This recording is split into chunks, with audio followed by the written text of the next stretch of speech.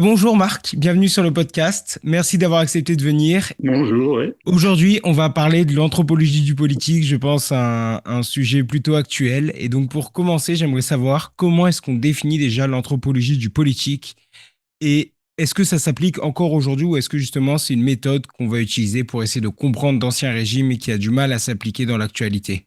Pour parler simplement, on peut dire que l'anthropologie politique, c'est une approche au fond qui a été expérimentée dans des sociétés qui sont assez différentes des nôtres, hein, qui ont été appelées pendant longtemps des sociétés primitives, ce qui n'a plus beaucoup de sens. On l'a compris heureusement.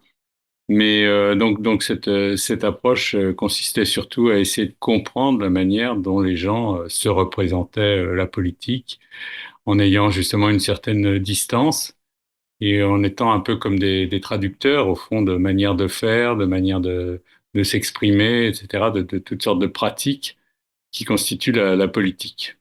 Et donc l'idée, c'était que en allant sur le terrain, comme on disait, en faisant une sorte d'ethnographie, en essayant de traduire même le langage qui était employé par les gens pour parler de leur activité politique, on arriverait à mieux comprendre des fonctionnements qui n'avaient rien à voir avec ceux des sociétés modernes. Et moi, ce que j'ai essayé de faire, c'est ayant une expérience de cette anthropologie, je dirais classique, puisque j'ai travaillé en Éthiopie et que c'est là que j'ai fait mon premier terrain. Je me suis dit que ce serait peut-être intéressant d'appliquer les mêmes méthodes et les mêmes approches à ma propre société. Et c'est ça l'idée, c'est d'essayer de voir comment concrètement les gens fonctionnent et comment ils se représentent aussi leur fonctionnement.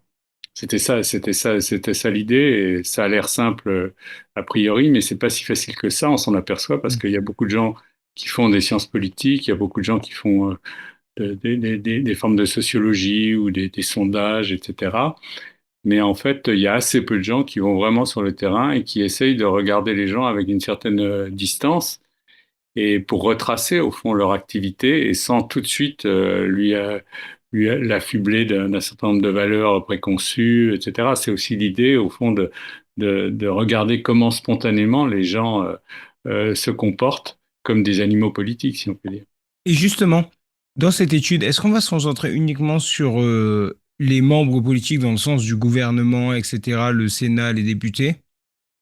Ou est-ce que justement, là où on voit qu'il y a de plus en plus de pouvoir du lobbying, des choses comme ça, ou par exemple, il y a par exemple pour, du coup, dans le cas de la France, où il y a aussi l'Union européenne qui peut venir influencer la politique française, où est-ce que du coup on se positionne dans cette organisation où justement la politique d'État n'est plus du tout le seul acteur C'est-à-dire que nous, en tant qu'anthropologues, on n'a jamais donné une importance fondamentale à l'État, puisque la plupart de ces sociétés, qu'on a souvent appelées des sociétés segmentaires, des sociétés acéphales, etc., n'avaient même souvent même pas d'autorité centralisée.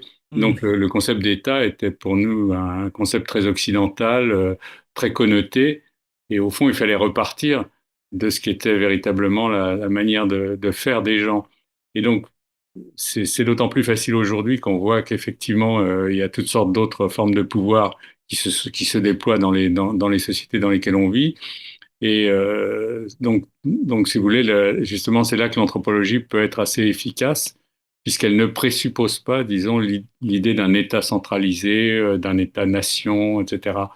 Et c'est justement pour éviter de tomber dans ces catégories qui immédiatement vous obligent à prendre position sur la souveraineté, sur etc. Vous Hmm. rentrez tout de suite dans un contexte qui est, à mon avis, assez néfaste parce que c'est à partir de ce genre de classification qu'on fait, en particulier des sondages, qu'on essaye d'interroger, comme on dit, l'opinion.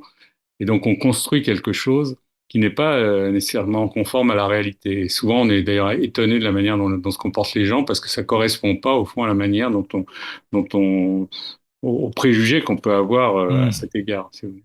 Et justement, est-ce que, puisque vous regardez au niveau de l'individu, justement, la manière dont des individus précis agissent au jour le jour, prennent des décisions, comment est-ce qu'ils font leur boulot, etc., est-ce qu'on observe justement, enfin, quelles sont les différences qu'on va voir entre la manière dont les individus, dont au niveau de la politique primitive se comporter? Et est-ce que du coup on observe le même genre de comportement, enfin le même genre de valeurs, etc. au niveau de l'individu maintenant? Est-ce qu'il y a des différences majeures? Comment est-ce que ça se positionne?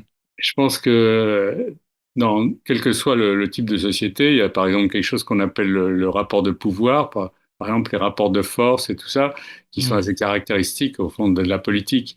Et ça, on va le retrouver dans dans des contextes très très différents.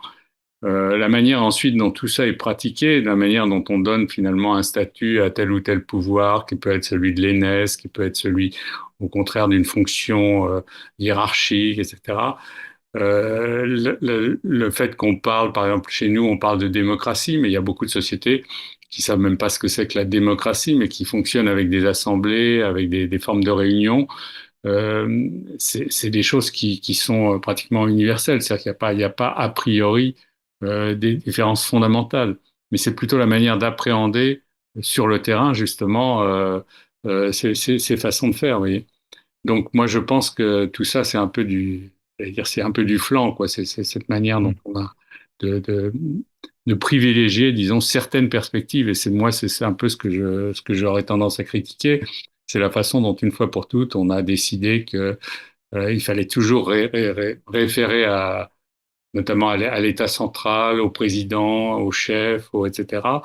C'est pas comme ça que ça fonctionne, parce qu'on sait qu'il y a toutes sortes de pouvoirs, par exemple, qui s'exercent, qui peuvent être dans la famille, qui peuvent être des Hmm, pouvoirs hmm, économiques, aujourd'hui des pouvoirs d'information, par exemple, sur la communication, toute cette diversité qui fait que finalement, quand vous prenez bêtement l'idée que la politique, ça tourne autour de deux assemblées, d'un président et d'un gouvernement, vous apercevez très vite que ce président, il a un pouvoir relativement limité dans un contexte, c'est un contexte transnational, et qu'en plus, il est complètement débordé aussi par des types de pouvoirs économiques. Donc tout ça retentit. Vous apercevez que vous avez deux malheureuses assemblées actuellement qui essayent de voter un budget qui est totalement contraint par des configurations qui échappent et qui sont des configurations de pouvoir, mais qui ne peuvent pas hmm. être assignées à simplement de la politique au sens politicien du terme, vous voyez. Et donc c'est un peu ça. L'anthropologie, ça consiste à un peu décentrer les choses par rapport à une conception qu'on peut avoir et qu'on nous inculque. Hein. C'est pas par hasard qu'on l'a sur ce qu'est la politique, les institutions politiques, Hmm, comme si vous aviez, vous voyez, une séparation entre des institutions qui sont politiques et puis le reste qui serait économique, qui serait social, hmm, etc. hmm. Alors on sait très bien que tout ça circule et les rapports de pouvoir, ils circulent à des niveaux très très différents. Donc c'est un peu ça sur lequel on essaye de travailler. Mais ce que je fais, ça rejoint dans une certaine mesure des approches qui ne sont pas, je dirais, sociologiques ou sciences politiques, mais qui sont par exemple l'approche de Foucault en philosophie, qui montre très bien que au fond, c'est en essayant d'explorer au fond des rapports de pouvoir qu'on peut retracer un peu ce qu'est l'activité politique. Et justement, quels sont les éléments symboliques, enfin, que ce soit actuellement, qui vont jouer un rôle principal? Et est-ce que justement, on retrouve ces mêmes éléments symboliques, les mêmes mythes, etc., quand dans l'anthropologie, justement, des formes politiques plus primitives? Est-ce qu'il y a des changements ou est-ce que justement, c'est des répétitions des mêmes mythes, des mêmes valeurs, avec juste, par exemple, peut-être la taille qui change? Enfin, parce que du coup, je suppose que dans les politiques les plus primitives, si on se situe au niveau de village, etc., c'est pas la même taille que là aujourd'hui, on se situe autour d'un État, mais ça peut être le même mythe organisateur qui crée le lien collectif. Si vous voulez, par exemple, dans la société dans laquelle j'ai travaillé, les autres cholos en Éthiopie, vous aviez effectivement des mythes d'origine qui Mm. disent, par exemple, que, il y a un certain nombre de clans qui constituent cette société.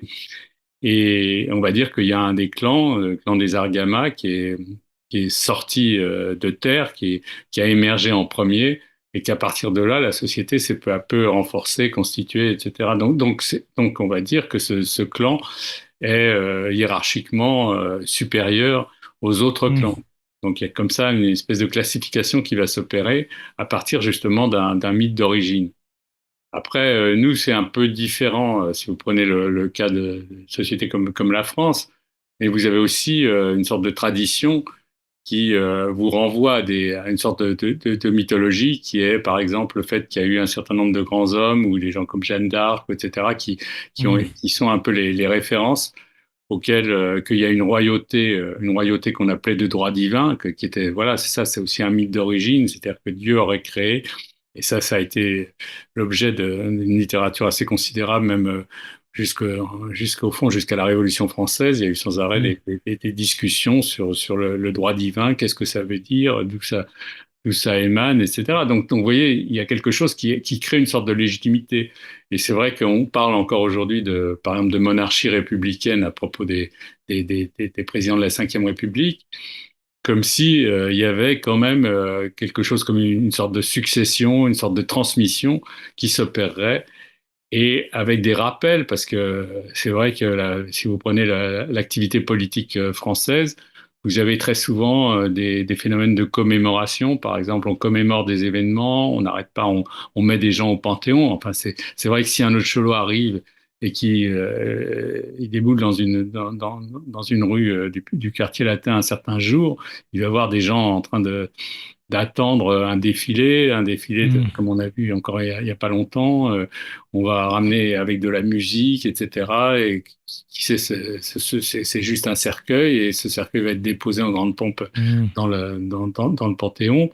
Et c'est sûr que pour quelqu'un qui est complètement extérieur, il va se dire, bon, tout ça sort, il va comprendre qu'il s'agit d'une symbolique qui est particulière, mais qui permet sans doute de légitimer quelque chose, à savoir toute la, comment dirais-je, toute la configuration politique dans laquelle on vit, en prenant justement l'acteur principal qui est le président en exercice, qui est un peu l'opérateur de la cérémonie, Mm. etc. Vous voyez, donc c'est un peu ça. Et je pense que là, on retrouve vraiment des éléments de symbolique, des éléments de rituel qui sont là encore totalement universels. C'est pas du tout des choses et c'est toujours un petit peu les mêmes façons de fonctionner. Enfin, moi, j'avais étudié, par exemple, la manière dont Mitterrand montait tous les ans à la Roche de Solutré. Et je me souviens que j'étais allé à l'époque aux États-Unis, j'avais présenté une communication sur cette montée à la Roche de Solutré. Et ils étaient très étonnés parce que je leur avais montré comment dans les journaux qui paraissaient, il y avait toujours, quand il y avait le rituel de la Roche de Solutré, ça occupait un grand titre. Mm. Donc c'était vraiment considéré comme un événement très très très important.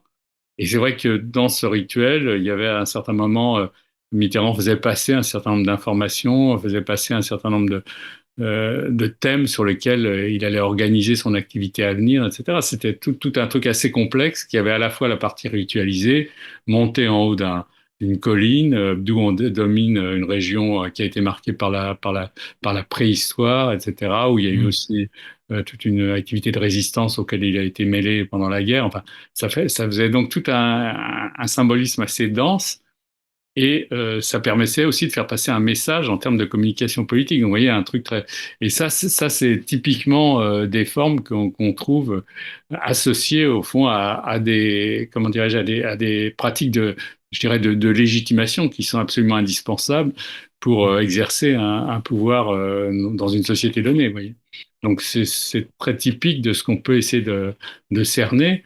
Sachant que tout ça est remanié complètement, par exemple, dans une société comme la nôtre, où l'information, le mode de transmission de l'information, le mode de communication sont devenus tels que c'est la communication elle-même qui commande maintenant la ritualisation, alors qu'au départ, la communication, elle se modelait sur la ritualisation. Mm. Aujourd'hui, on peut dire que elle est au contraire déterminée. On le voit même par des rituels chez... Regardez Trump, regardez le fonctionnement de Trump à la Maison-Blanche.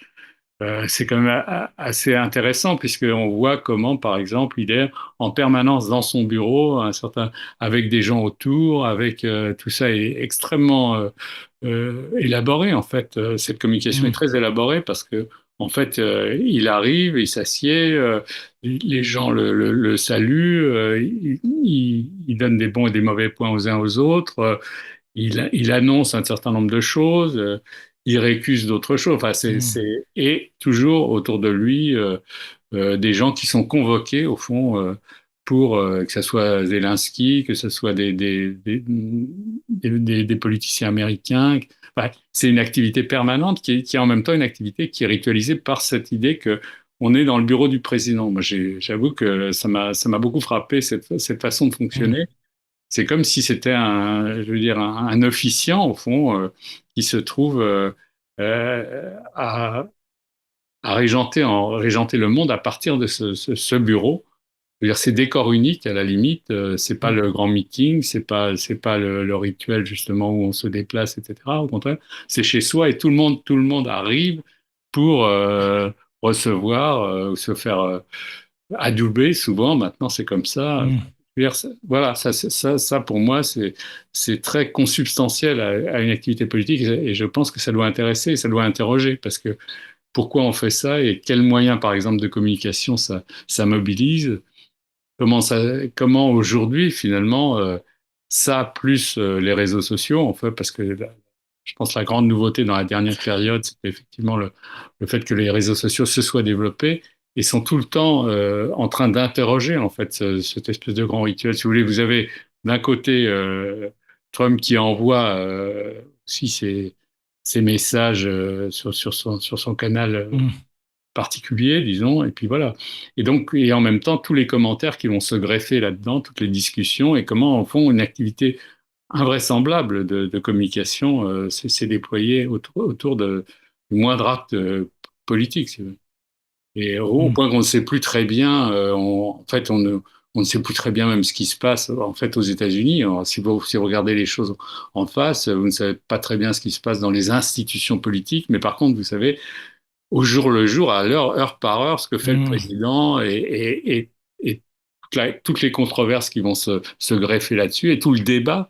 Vous voyez, ça Mm. oriente quand même toute la notion de débat politique est orientée autour de ce bureau, quoi. C'est assez presque hallucinant quand on y réfléchit. Enfin, cette centralité mais qui se fait uniquement sur le mode des images et de ces nouvelles formes de Mm. communication. Et je me demandais justement, avec l'arrivée des réseaux sociaux, j'ai l'impression que, après j'étais jeune du coup, mais j'ai l'impression qu'avant, le président, on le voyait lors de grands discours, on le voyait sur TF1, on le voyait de temps en temps sur certaines interviews, mais c'était une présence ponctuée, prévue, organisée, réfléchie.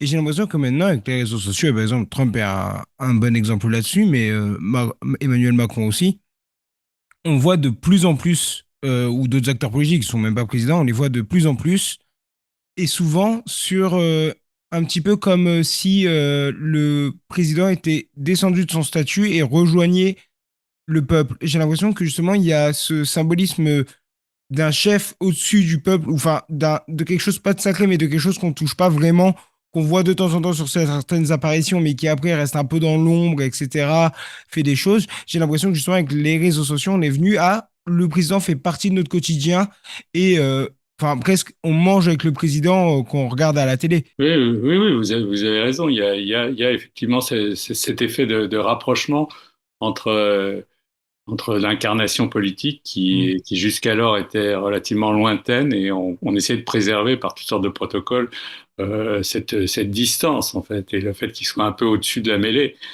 Et l'exigence, parce que je suis pas sûr que c'est intentionnel, je pense que c'est une Mm. exigence de cette société de communication de faire que, au contraire, ils rentrent dans la mêlée, avec tout le risque que ça représente. On le voit dans le cas du président Macron, on voit très bien comment il y a une sorte d'usure qui s'effectue, comment le fait d'être en confrontation permanente, ce qu'il a cherché lui-même, hein, justement Mm. dans cet idéal de rapprochement, comment ça le fragilise en même temps de manière assez terrifiante, parce que c'est pas si évident. Et je pense que la formule Trump est un peu différente dans la mesure où il y a ce bureau. Et je veux dire, Mm. il a réussi il est dans notre quotidien, mais il est quand même dans son bureau.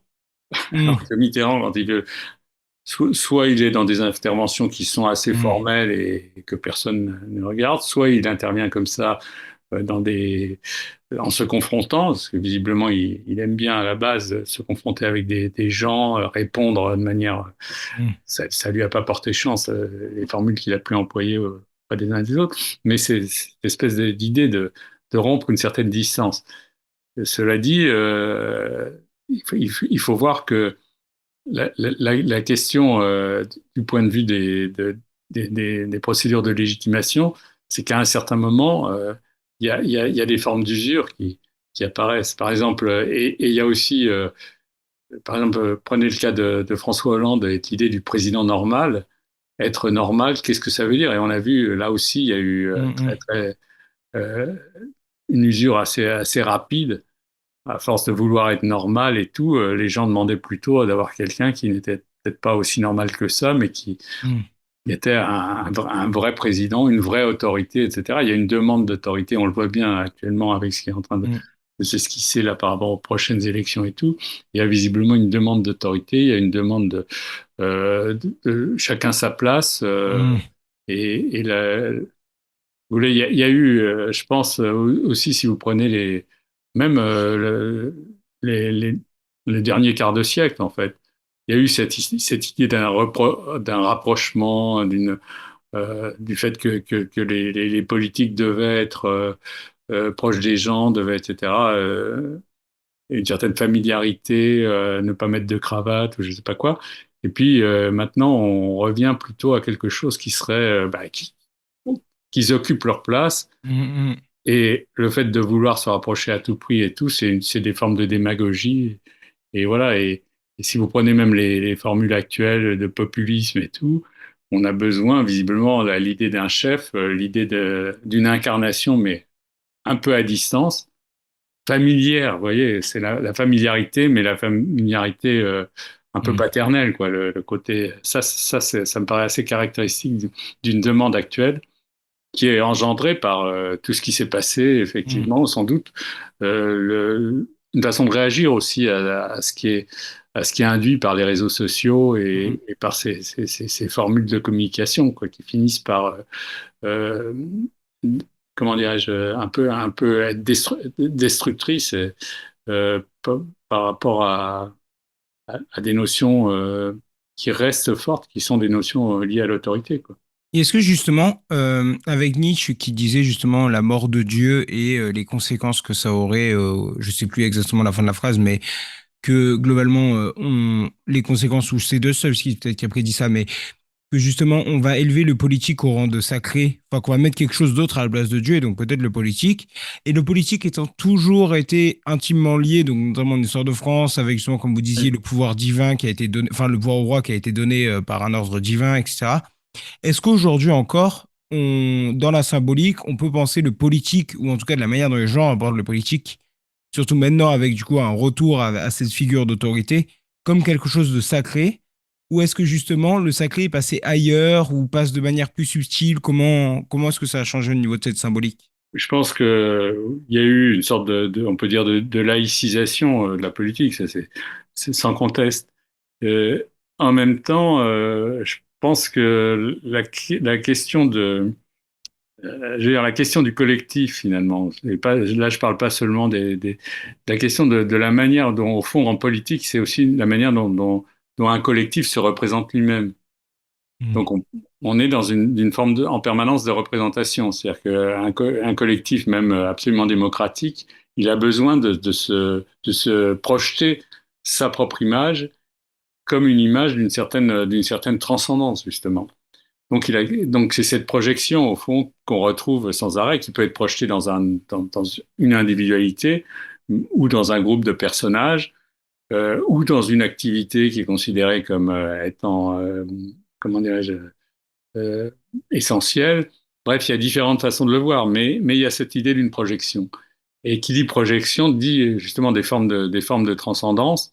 Et c'est là qu'on peut dire que dans une certaine mesure, le politique vient, comment dirais-je, se, comment, entrer un peu en collision avec le religieux, quoi. C'est-à-dire que je ne Mhm. pense pas que le politique se substitue au religieux, mais à partir du moment où une collectivité commence à se projeter, c'est évident que cette idée de sacralisation, etc., va devenir assez essentielle dans le fonctionnement même du pouvoir. Bah, je pense qu'un exemple pour ça, c'est Trump quand il s'est fait tirer dessus et que derrière, ça devenait le Messie qui a été sauvé par Dieu, enfin le signe de Dieu qui l'a Voilà, oui, sauvé et qui oui, du oui, coup oui. devient le grand homme qui va Oui, changer tout à les fait, choses. tout à fait. Et donc, justement, quelles sont les valeurs politiques du coup qui aujourd'hui on va voir, vous parliez plutôt du rituel étatique, donc par exemple quand on voyait, je crois que c'était pour le 11 novembre, justement avec tous les rituels qu'on va avoir, ça peut être le 14 juillet, quelles vont être les valeurs derrière qui vont pousser ces rituels? Qu'est-ce qu'on va chercher à faire comprendre au peuple? Comment est-ce qu'on va chercher à l'unir? Qu'est-ce que... Je pense qu'il y a justement, donc je parlais de cette idée de collectif, mais c'est vrai que la question d'une sorte de presque de totalité organique qui va être mise en évidence dans ces moments-là. C'est les moments où tout le monde adhère, tout le monde est le consensus, l'espèce de chose, presque l'unanimisme, Hmm. comme on le voit quand il y a, on parlait du 13 novembre, par exemple, de ce qui s'est passé. Et si vous vous souvenez de ce qui s'était passé juste après, des grandes manifestations où tout le monde était là, tous les chefs d'État, bref, il y a une espèce de chose où tout le monde se réchauffe ensemble et il y a une sorte d'union enfin à sortir Hmm. des dissensions, des divisions. Et c'est au fond, il y a une sorte de dialectique permanente en politique entre l'aspect se diviser, l'aspect conflictuel, les clivages et tout, et puis une autre exigence qui est l'exigence de faire quelque chose ensemble et d'arriver quand même à des formes de consensus. Donc c'est cette espèce de chose entre consensus et division et de fragmentation, c'est assez typique et je pense que ces rituels, eux, contribuent à la façon d'organiser, mais de manière organique justement, des collectivités. Et on peut pas s'en passer. C'est-à-dire que il peut y avoir des sociétés où ça va être la religion qui va être sollicitée Hmm. pour assurer ce genre de ritualisation. Et puis dans d'autres, comme c'est plutôt le cas chez nous, mais vous remarquerez que vous parliez du 11 novembre et tout, mais ce sont des cérémonies qui ont beaucoup à voir avec la religion, en fait, qui sont Hmm. c'est Hmm. des formes de sacré. Moi, quand j'étais, ça n'existe plus maintenant, mais je me souviens très bien que quand j'étais enfant, enfin quand j'étais dans le secondaire, hein, on était le jour du 11 novembre, on était convoqué au lycée, au collège, pour une cérémonie devant le monument aux morts. Donc tous les gosses de cet âge-là commençaient à adhérer à une certaine idée de ce qu'était justement la nation. Par exemple, il y avait Hmm. la notion d'une nation et d'une patrie, et on parlait beaucoup de la patrie aussi, du patriotisme, voilà, et puis du souvenir de ces guerres dans laquelle on avait fait face par rapport à l'ennemi. Il y avait toujours cette idée d'un ennemi à Hmm. Hmm. l'extérieur. C'était normal parce qu'il y avait eu ces guerres, mais en même temps, ça permettait de reconstituer justement là aussi une sorte d'unité et qui était toujours menacée en fait, Hmm. soit de l'extérieur, soit de l'intérieur. Et donc, c'est le rituel là-dedans, il est important et il va toujours, euh, comment dirais-je, véhiculer des formes de sacralité.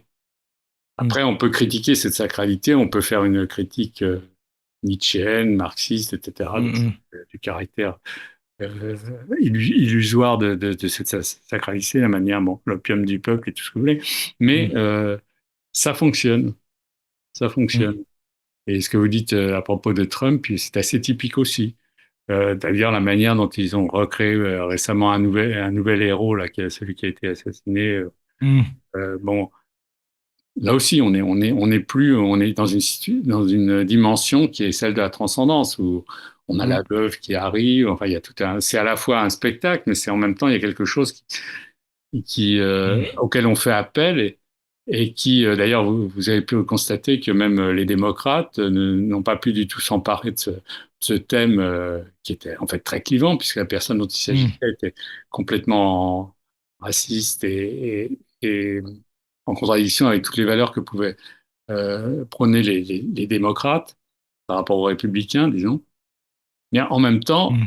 il y a eu quelque chose qui était comme une élévation au-dessus pour condamner comme une Hmm. atteinte à l'humanité à travers ce personnage qui a été ensuite sanctifié pratiquement. Voilà, et je dirais que ça a une efficacité, c'est très opératoire. Ça, là, si je me place d'un point de vue de la pratique politique, ça a effectivement des conséquences et des implications très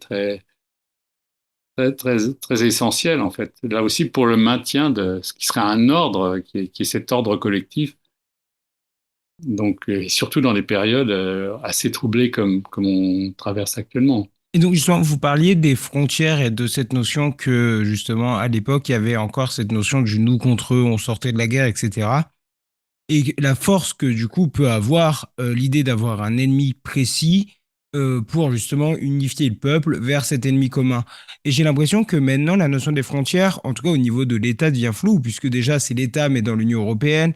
Ensuite, il y a la mondialisation, donc on est un petit peu influencé par ce qui se passe dans d'autres pays politiques, etc., extérieurs même pas qu'un petit peu. Et donc, et en même temps, en interne, c'est-à-dire que dans le même pays, il y a des clans qui se créent au niveau politique, avec des partis qui sont contre les autres, où il y a une vraie guerre, donc le nous contre eux se situe à ce niveau-là. Mais en même temps, il y a aussi les enjeux, par exemple avec la Russie, etc., qui font un nous contre eux au niveau de l'Europe, en tout cas de l'OTAN contre la Russie. Donc comment est-ce qu'on situe les frontières du coup? Est-ce qu'on est du coup à de l'interne plus bas que la nation avec justement des partis qui sont en nous contre eux? Est-ce qu'on se situe plutôt à l'inverse, à un niveau plus global avec deux positions globales qui s'opposent un petit peu comme dans la guerre froide? Ou est-ce que... C'est une vaste question. À mon avis, on peut se passer au début de la chaîne, disons. D'un Hmm, côté, effectivement, il y a une sorte de dépassement du plan national, je dirais traditionnel, par justement toutes ces implications internationales, des relations internationales, de la géopolitique, on peut dire. Du passage à un moment de multilatéralisme à quelque chose d'autre dont on ne sait pas très bien comment ça va se définir, mais qui peut se traduire par des guerres et donc qui représente maintenant un vrai danger pour les gens. Donc c'est beaucoup plus fort. Au fond, quand la mondialisation a fonctionné sur le plan des échanges et tout ça, de l'ouverture, tout le monde s'en fichait un peu. Enfin, hmm, c'était plus ce qu'on considérait comme un problème de pure économie et avec des retombées sociales pas toujours positives. Mais là, maintenant, c'est considéré, on a l'impression qu'on est dans un monde dangereux. Et étant dans un monde dangereux, que les affaires du monde ne se règlent plus du tout, ça simplement au niveau national. Et que là, on est complètement dépendant. Et notamment, justement, le phénomène est frappant. Le phénomène de se retrouver entre les États-Unis et la Chine, on voit même l'Europe est un peu brinque-ballante dans le hmm, contexte actuel. Et on ne sait pas du tout vers où ça va. Ça, je pense que donc on entend ça toute la journée. Il y a des géopoliticiens qui disent finalement toujours un peu les mêmes choses sur cette instabilité, sur ces dangers et tout. Mais ce qui fait que la représentation, on parlait des représentations justement politiques que peuvent avoir les gens en général, au-delà des responsables et tout, mais simplement les gens comme nous, les simples citoyens, c'est qu'ils hmm, voient très bien qu'ils sont pris dans ce tohu-bohu international et c'est déjà très compliqué. Donc la représentation est beaucoup plus large finalement que simplement la souveraineté nationale ou je ne sais quoi. hmm, Et puis d'un autre côté, il y a une autre forme de représentation, moi je trouve qui s'est pas mal développée, là je parle dans le cas français, c'est les représentations au niveau du local. C'est-à-dire que il y a beaucoup de gens, et ça c'est lié aussi, alors là je dirais à une autre crise qui est la crise écologique, enfin, qui est la crise climatique et tout, c'est que peu à peu les gens prennent une conscience assez forte de leur rapport à la terre, à la nature, et donc aussi à cette proximité, au fait que peut-être qu'il faut maintenant changer complètement de perspective et essayer de sauver ce qu'on peut encore sauver et surtout d'inventer des modes de vie qui sont des modes de vie beaucoup plus, j'allais dire, terre à terre ou terriens, etc. hmm, Et puis, d'envisager par exemple des formes de démocratie, des formes en tout cas de fonctionnement politique qui soient beaucoup plus proches des gens. Et ça revient beaucoup. C'est un des thèmes qu'on voit beaucoup se développer. Donc, je dirais au début de la chaîne, il y a d'un côté une espèce de projection vers des choses qu'on maîtrise pas, mais qui sont suffisamment importantes pour qu'elles puissent devenir assez obsédantes. Et de l'autre, une espèce de resserrement complètement de la perspective où on se dit, bah, peut-être que le salut, il va venir de formes de vie qui sont des formes beaucoup plus localisées, beaucoup plus territorialisées. On parle beaucoup de territoire, de lieux, etc. Et je pense qu'on est un peu dans cette chose-là. Et au milieu, alors vous avez le plan des institutions politiques classiques, qui est effectivement un plan national, quoi. hmm. Mais je trouve que c'est frappant dans un pays comme la France, qui a été tellement marqué par cette idée d'État-nation. Là, on est en train, à mon avis, de la dépasser ou en tout cas de l'ébranler d'une certaine manière dans les deux sens, vous voyez. Et ça me paraît très intéressant d'un point de vue anthropologique, en tout cas, c'est tout à fait spécifique. Justement, ce retour un petit peu enfin, ce retour pas un petit peu du populisme des deux côtés du spectre politique, est-ce que justement on va le voir comme une sorte de retour vers quelque chose d'ancien? Donc, je pense que le populisme ramène cette idée vraiment d'État-nation, etc. Ou est-ce que justement on va le voir plus comme enfin, forcément un lien avec une idée ancienne, mais qui a changé, qui a évolué avec justement cette arrivée des réseaux sociaux où l'émotion devient beaucoup plus forte, le partage, etc., devient beaucoup plus facile. Euh, la communication de l'information se fait dans l'instant, se fait vraiment dans l'heure, etc., des informations. Il n'y a plus le moment où il se passe quelque chose, on doit attendre la fin de la semaine pour la lire dans le journal, ou même le soir même pour le voir dans le JT, ça on le voit tout de suite sur Twitter, etc. Et donc est-ce que justement ce retour du populisme, il vient d'un besoin ancien qu'on peut juste repérer, ou est-ce que justement il vient d'un besoin nouveau qui a été créé par justement toutes les situations actuelles de crise de foi dans les institutions, des réseaux sociaux, etc. Je pense que bon, le populisme, il n'arrive pas par hasard. Si s'est déployé d'une manière aussi frappante actuellement, c'est qu'il y a des causes qui sont des causes conjoncturelles. En même temps, il y a des causes conjoncturelles qui sont liées aux évolutions dont vous parlez, notamment effectivement le développement des réseaux sociaux, notamment je dirais une sorte de crise d'incarnation. C'est un moment où effectivement on ne sait plus très bien, Hmm. j'allais dire à quel sein se vouer, et on ne sait plus dans quelle dimension on est. Donc on a tendance effectivement à rechercher au fond une forme d'incarnation qui serait Hmm. susceptible d'être justement suffisamment immédiate et en même temps suffisamment distancié parce que quelque chose qui plane au-dessus de nous, qui nous, qui nous protège en quelque sorte, qui nous protège tout en étant assez familière puisqu'elle peut s'exprimer en permanence par tous ces véhicules de communication. Donc je pense que ça c'est lié à la période actuelle. Je pense qu'en plus j'ai l'impression que populisme c'est un peu une expression comment dirais-je qui un peu attrape tout. C'est-à-dire que est-ce que c'est la construction d'un peuple, enfin il y a toutes sortes de discussions autour de ça, de cette idée de peuple, etc. Ou est-ce que c'est plutôt une formule d'exercice du pouvoir qui, au fond, s'autorise d'une notion de peuple, mais que ce peuple, au fond, il est simplement le corrélat de la façon d'exercer ce pouvoir. Donc, au fond, un peuple qui est sous autorité, un peuple qui est donc une manipulation au fond de la notion de Hmm. la notion de peuple. Enfin moi je suis assez, je pense que là encore les sciences politiques sont un peu décevantes dans la mesure où à force de tout mettre sous label populiste, finalement on adhère à une certaine image dont ensuite on critique ceux qui sont les tenants et les interprètes de ce populisme. Hmm. Mais en même temps, on n'a pas arrêté de le faire monter en disant, voilà, on est dans un populisme et tout. Non, je pense que derrière ce populisme, il y a effectivement des modes de fonctionnement et des modes de représentation qui sont très liés à une évolution rapide, qui est une évolution très rapide, mais qui en même temps, et je crois que c'est ça que vous évoquiez, c'est l'idée que c'est quelque chose qui n'est pas nouveau en même temps. C'est pas nouveau, je veux dire, l'idée de, si vous voulez, à la fois d'être dans une forme d'immédiateté avec le Hmm. pouvoir et en même temps d'exiger du pouvoir qu'il incarne et qu'il ait une distance et encore une fois une façon de chapeauter au fond tout le collectif. Ça, c'est des choses qu'on a vues dans des sociétés aussi très très différentes, je veux dire, dans des empires. On retrouve vraiment des phénomènes qui au fond sont là aussi assez universels. Moi, je pense, et d'un point de Hmm.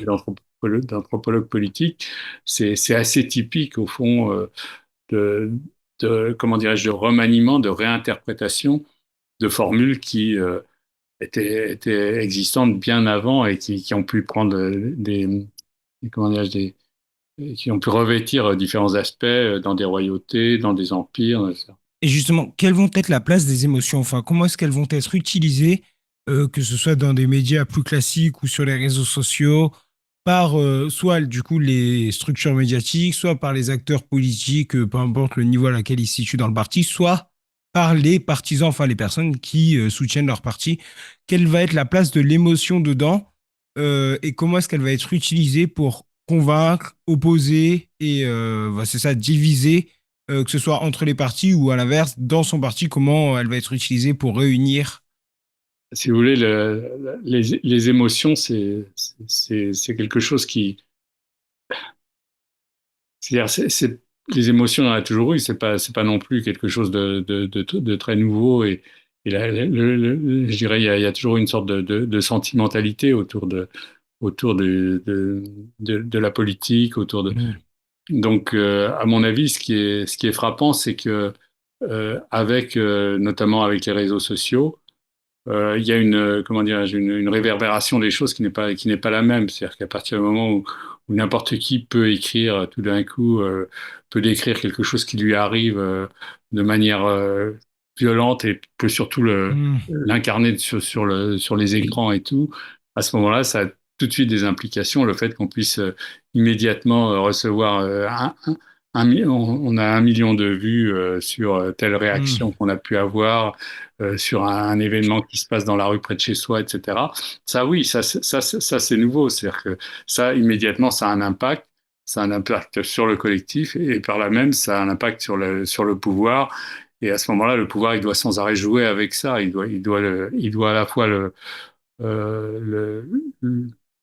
il doit à la fois, disons, l'utiliser, mais en même temps, c'est quelque chose d'extrêmement dangereux. C'est-à-dire que ça peut remettre en question une telle ou telle position de leader donc les partis politiques et tout sont un peu les otages de cette façon Mm. de vivre collectivement des émotions à partir de cas très individuels. Moi, ça m'a paru assez frappant dans ces dernières années. Donc, faire Mm. avec. Et puis ensuite, ça pose le problème des médias, ce qu'on voit aujourd'hui avec tous ces médias qui prennent une place considérable et qui défendent en fait un type de populisme, justement, en permanence. Et donc, tout ça se greffe et tout ça crée là aussi une atmosphère fait que les partis politiques, l'idée de partis politiques qui soient complètement à l'écart ou alors des gens qui sont enfermés dans les palais de la République et ça peut pas fonctionner. Aujourd'hui, ça ne peut plus fonctionner Mm. de cette manière-là. Bon, il y a encore des sénateurs, il y a encore des choses qui sont un petit peu anachroniques, mais en Mm. même temps, même ces gens-là sont obligés un peu de s'adapter.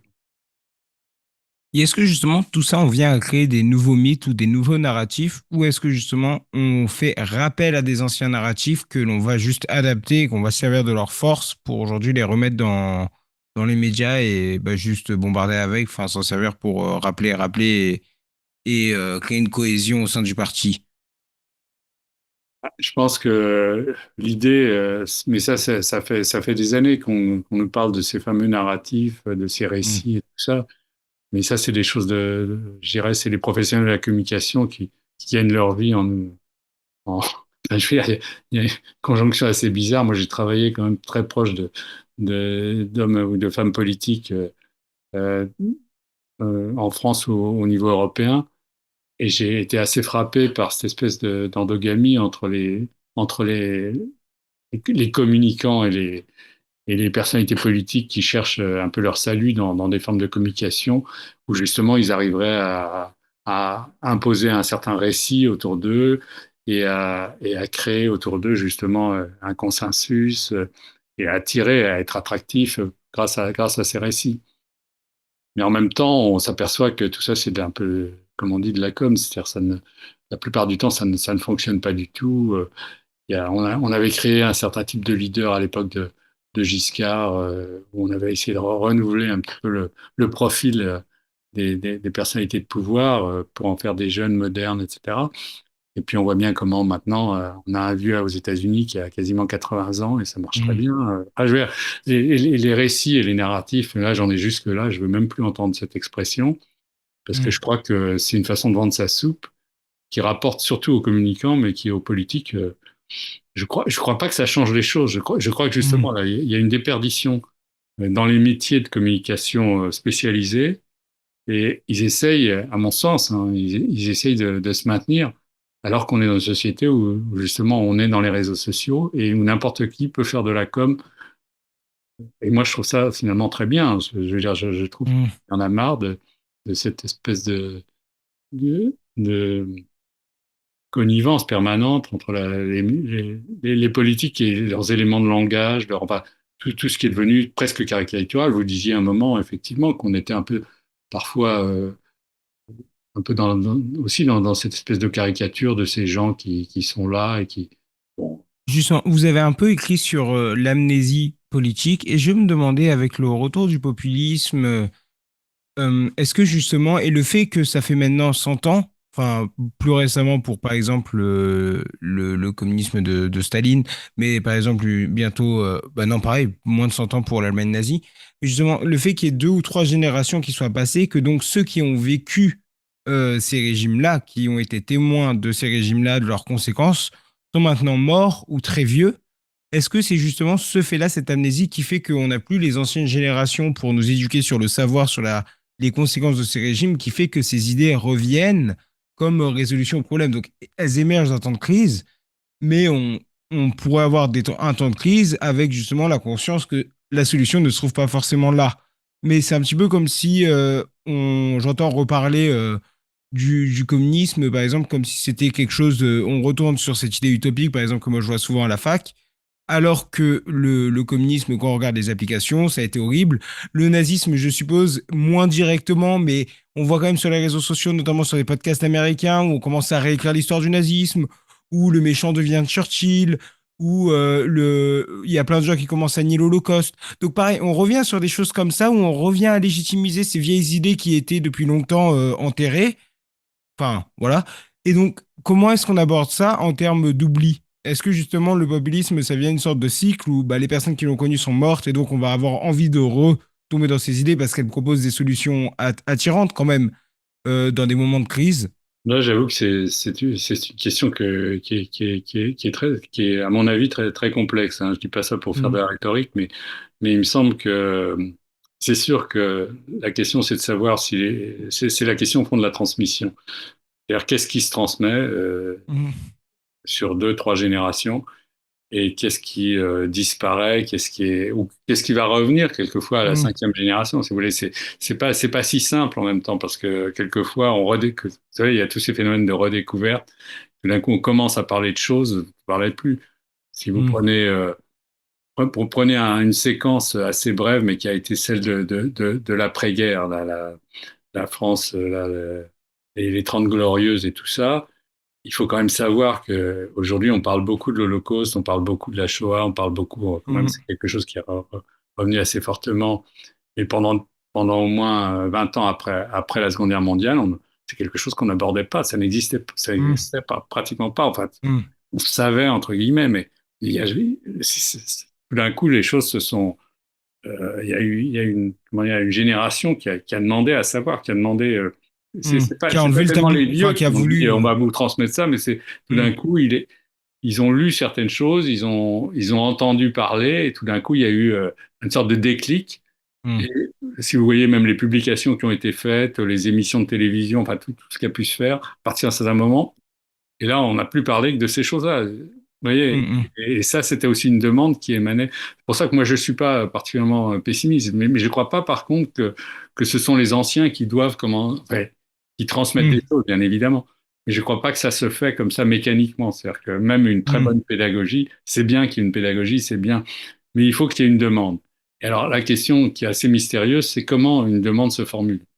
mm, Comment aujourd'hui, par exemple, une demande de communisme, parce on peut prendre dans un autre contexte, on peut se dire, au fond, pourquoi tout d'un coup les gens ils recherchent un truc oui. du genre communiste ou un truc du genre, voilà, je dis ça un peu vulgairement, mais ou du genre populisme d'extrême droite, etc. Mm, Pourquoi tout d'un coup on éprouve ça? Et ça, à mon avis, ça relève d'une analyse assez fine de la conjoncture politique générale. Vous voyez, c'est pas tout à fait un hasard. C'est pas par hasard non plus que c'est au moment, pour ce qui est de l'extrême droite et tout, au moment où il y a une montée de Poutine et il y a toute mm, cette problématique du danger, il faut s'armer, etc. Ça rappelle mm, quand même ce qu'on appelait autrefois les bruits de bottes. Moi, j'étais enfant, on parlait des bruits de bottes.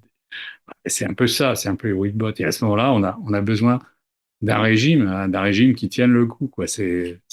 Voilà, c'est comme quand on a vu à la fin de l'Algérie De Gaulle arrivé et tout d'un coup, voilà.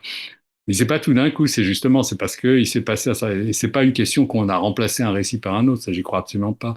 Je crois que là, il y a à ce moment-là des formes de causalité qui sont beaucoup plus fines que ça, que Mm, simplement, et c'est pas une question de médias, d'information, c'est tout d'un coup, je dis, une exigence qui prend corps, et notamment, moi je le vois sur les étudiants, les jeunes générations qui sont confrontés à une situation où ils cherchent aussi quelque chose.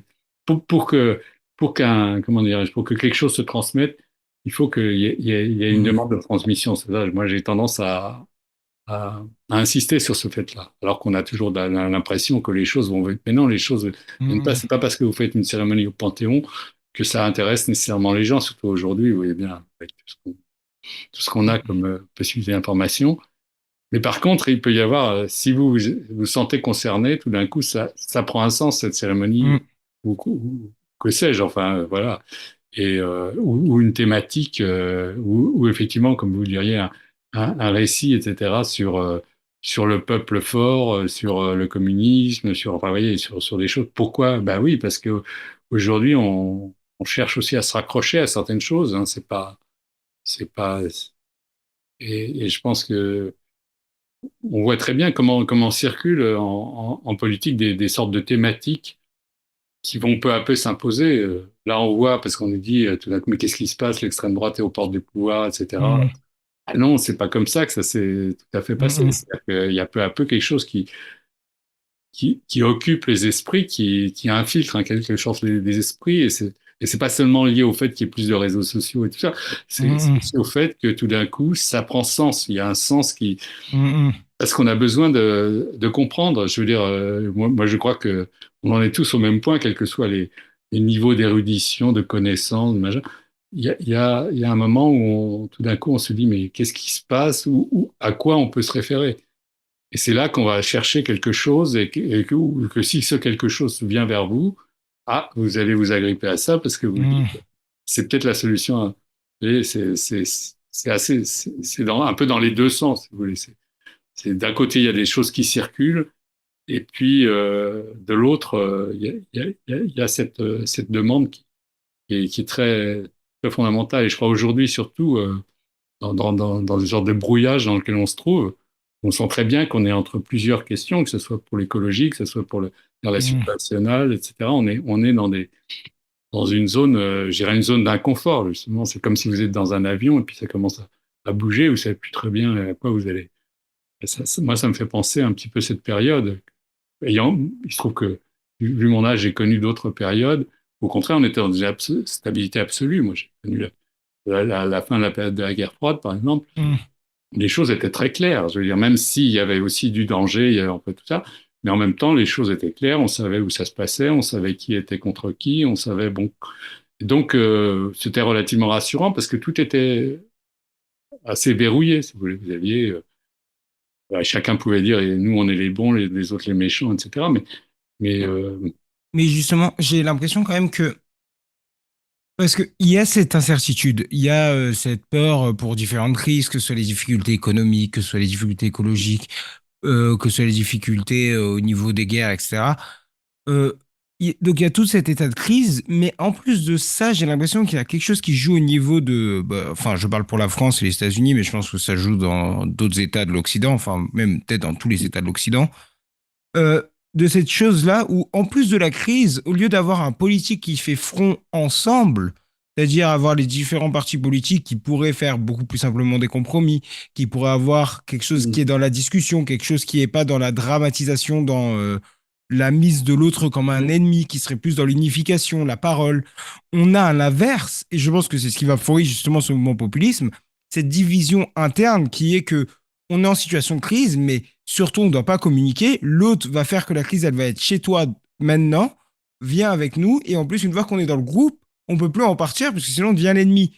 Donc il y a toutes ces choses-là où j'ai l'impression que le populisme, en plus de vouloir apporter cette solution, il vient mettre de l'huile sur le feu pour pouvoir récupérer un petit peu plus de monde et faire en sorte qu'ils restent bien avec eux. Et du coup, je me demande, est-ce qu'on peut éviter cette situation ou est-ce que du coup maintenant, à l'état dans lequel c'est, vous le voyez un petit peu comme inévitable où on va devoir passer par un moment populiste soit pour que les leçons soient prises, soit pour que les conséquences, etc., soient faites, mais parce que dans l'état où on a une telle division interne, c'est plus, enfin, quasiment tous les sujets politiques deviennent tabous. Si on ne connaît pas le point de vue un peu de l'autre, si on ne sait pas s'il est un peu dans notre groupe ou pas, ça devient tabou d'en discuter. Donc, comment est-ce que vous abordez ça? Parce que j'ai l'impression que ce soit du côté des médias ou des réseaux sociaux, etc., où le populisme a réussi à faire ça pour se renforcer de toute discussion devient tabou. Et du coup, c'est vraiment, on doit s'accrocher à ça parce que partout, c'est de l'incertitude et on peut plus en parler. Oui, c'est une forme, à mon avis, c'est une forme de négativité. C'est-à-dire qu'on arrive effectivement, actuellement, on arrive à un point où il y a, comme on pourrait dire, une dimension d'inconciliable. Il y a une dimension d'inconciliable. On a parlé de la gauche inconciliable, on a parlé de, enfin, Mm, c'est une expression qui est venue, mais moi, elle me paraît assez, décrire assez bien les questions, sans même parler de particulière agressivité et tout, c'est qu'effectivement, il y a un moment, on peut plus oui, on peut plus se parler en quelque sorte. On est devant des camps qui sont en présence, et ça fait partie de de la conjoncture actuelle. Mais pour moi, c'est effectivement lié aussi à cette situation d'incertitude. mm, C'est-à-dire qu'il y a plus, il devient difficile de se raccrocher à une forme justement de pouvoir un peu transcendant, etc. Donc on se raccroche au fond à une sorte de communauté, on se raccroche à mm, sa communauté d'opinion, communauté religieuse, communauté je sais pas quoi. Donc évidemment ça crée du clivage, ça renforce encore le mm, clivage. mm, On a besoin de se réchauffer, on a besoin de se réchauffer, mais on a surtout besoin on ne peut pas écouter, on ne peut pas s'entendre justement avec ces gens qui sont tout de suite indexés à un mm, autre camp. Et je pense que là, on est arrivé à un point extrême où la conciliation, en quelque sorte, ne peut venir que d'une sorte d'autorité. mm, C'est-à-dire, il y aura les gagnants, et c'est les gagnants qui imposeront mm, leur point de vue. Et on aura une chose, mais on voit très bien comment ça se passe aux États-Unis, quoi. Il y a pas non plus, il y a aucune conciliation possible. Et voilà, c'est la manière forte, en fait, c'est la manière forte. mm, Et il faut attaquer les premiers, il faut attaquer les premiers, il faut tout de suite mm, dénoncer, etc. Donc ceux qui sont au pouvoir sont dans une situation qui est même plus euh, pas seulement une situation de domination, mais une situation d'agressivité permanente par rapport mm, à simplement et il faut tenir les autres. Mais ça c'est le propre de période. Effectivement, si vous prenez l'histoire de l'Allemagne d'avant-guerre, d'avant la Seconde Guerre mondiale et la façon dont le nazisme est arrivé, c'est aussi sur des bases comme ça où il y avait finalement plus de conciliation possible, où il y avait des camps en présence et où à un certain moment on était voilà, on est arrivé à un régime. J'espère qu'on n'en viendra pas là, mais en mm, tout cas, ce qui se passe aux États-Unis, c'est assez révélateur parce que là, on a sur une grosse échelle, disons, euh, une forme de gouvernement qui est une forme de gouvernement qui est absolument le contraire de tout ce qu'on avait vu dans la façon de fonctionner du système politique américain, quoi, qui est au contraire, qui était plutôt parfois en deçà même à force de chercher toujours des check and balance, des formes d'équilibre, etc., des formes de conciliation possibles, de respect permanent mm, mm, des aspects juridiques de la politique, c'est très important. Maintenant, c'est total, renversement total.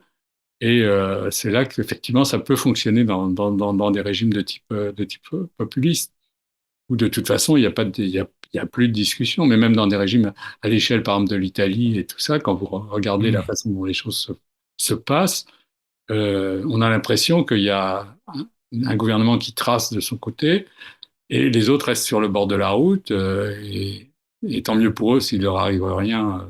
mm, Bon, on n'en est pas là, mais on sent bien que, voilà, et Et si c'était l'extrême inverse, on pourrait aussi imaginer les choses que ça se passe mm, de la même manière. En fait, on a, voilà, on a, et en même temps, ça correspond là encore, je pense, à une sorte de demande de la part des populations qui cherchent qui préfèrent à la limite, qui finissent par adhérer à quelque chose, à un type de régime mm, euh, qui en revanche leur donne une forme de protection, on peut dire, sur le plan des difficultés internationales et tout ça. Hmm. Euh, Puisque, au fond, qu'est-ce qui est le plus détesté actuellement, par exemple, c'est le type de gouvernement à l'européenne, enfin le type de système européen, Hmm. genre l'Union européenne, etc., la façon dont ça marche et tout, Bruxelles, c'est peut-être ce qui est le plus détesté aujourd'hui. Or, on Hmm. pourrait dire que ça pouvait préfigurer des formes justement de compromis, justement de décentralisation, etc. Or, aujourd'hui, c'est vraiment le pire du pire. C'est ça qui est assez paradoxal. Quand les gens dénoncent un type de régime, aujourd'hui, et ils dénoncent ce régime européen. C'est très, très caractéristique, à mon avis. Vous voulez, Hmm. faire n'importe quoi de Poutine au régime extrême droite, etc. Bah, merci beaucoup, Marc. Merci Voilà. beaucoup d'avoir partagé toutes vos connaissances. Je pense que c'était une discussion que les auditeurs vont trouver très enrichissante. Je suis content qu'on ait pu aborder, d'avoir pu faire les liens avec autant la situation actuelle. Peut-être que ça aidera certains à mieux comprendre les enjeux qui se jouent actuellement et peut-être à guider un petit peu leurs pensées sur ce qui pourrait arriver plus tard. Donc, merci beaucoup, Marc. Merci à vous.